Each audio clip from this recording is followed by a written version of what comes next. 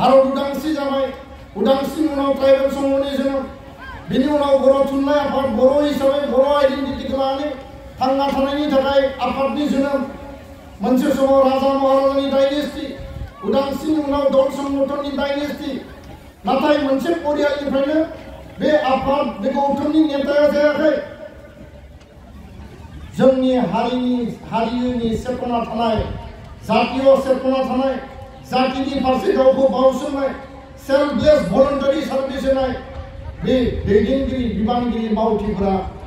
बर' थुनलाइ आफादानो जा बर' फरायसा आफादानो जा बेयाव खामानि मावदों। जायगायाव फैनानै आंनि मोनदांथिया बेखौनो बुङो जे सनितपुर आरो बिश्वनाथ बर' मैखोम ओनसोल आरो बर' गामिखौ बे रेभिनिउआव था फरेस्ट एरियायाव था एफआरसियाव था फरेस्ट भिलेजानो जा जे बिटिआर गोजोन गोरोबथा बायदि जे गामि थिसननायनि जे हाबाफारि बे हाबाफारिया दासिम 60 गामि थिसननायनि गेजेरजों मोनसे फेज मावफुंजाबाय आरोबाव गोबां माखासे गामि दंबावो आरो माखासे ओनसोल दंबावो जे गामि आरो ओनसोलफोरखौ थिसननानै जोंनि जि संकसनिफ्राय पासदैनि जि सिमामोन पासदैनिफ्राय गहपुर सिमलुगुरिसिम एक्सटेन्ड खालामनायनि गेजेरजों हारिनि जि मोनसे एसपिरेशन हारिनि मोनसे जि लुबैनाय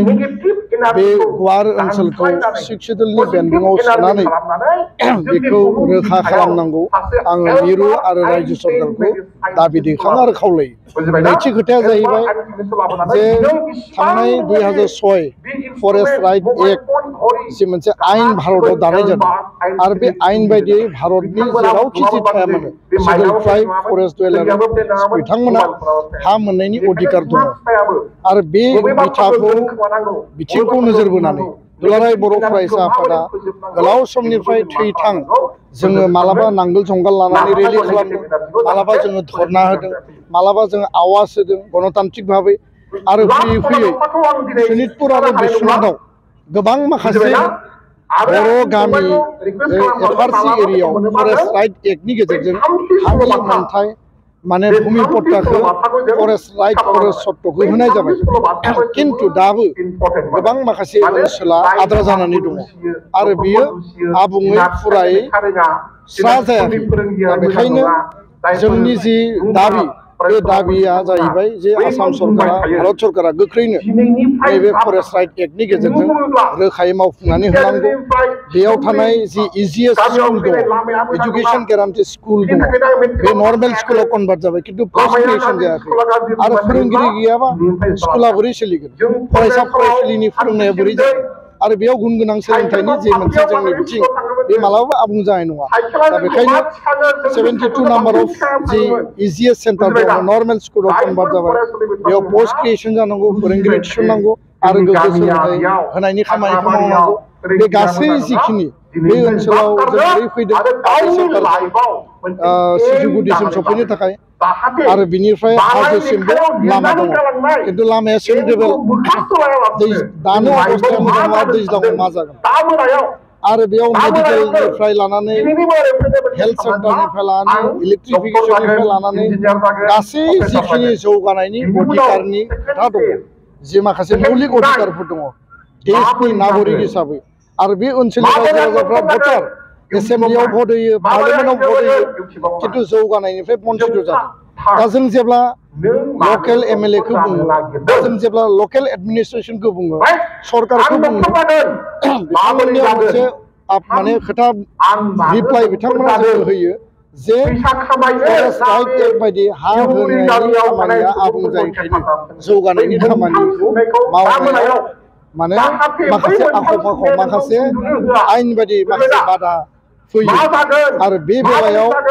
बे जायगानि सासे बर'खौ मालाबाबो मोजां मोनै बर'खौ मालाबाबो सैयै आरो बर' बिरोधी बर'नि सासे एन्टि सासे सुबुं जेब्लाबो बे जौगानाय जोंनि अधिकार जोंनि मोनथायखौ लानानै आरटिआइ होदों मालाबा केस होदों आरो मालाबा जोंखौ बन्चित खालामनायाव बिथाङा मोनसे कनस्पिरेसियाव मोनसे लिप्त जानानै दिनै हाबा मावगासिनो दं। बेखायनो आं खावलायदों जे बिथाङा जेखि मावा मानो, बिथाङा जेखि साना मानो, जेखि पन्था लाया मानो, जोंनि अधिकारनिफ्राय जोंखौ मालाबाबो बन्सित खालामनो हाया। आरो बेखायनो जोङो जि थांखिजों सनितपुर बिश्वनाथनि रायजो राजानि अधिकारनि थाखाय निस्सय खामानि मावदों, जिल्ला आफाद मोननैया खामानि मावदों, मिरु आफादा खामानि मावदों। बे खामानिखौ आबुं महर होनानैसो जोङो जोंनि मावनो गोनां बिथिंखौ जोङो रोखा खालामो।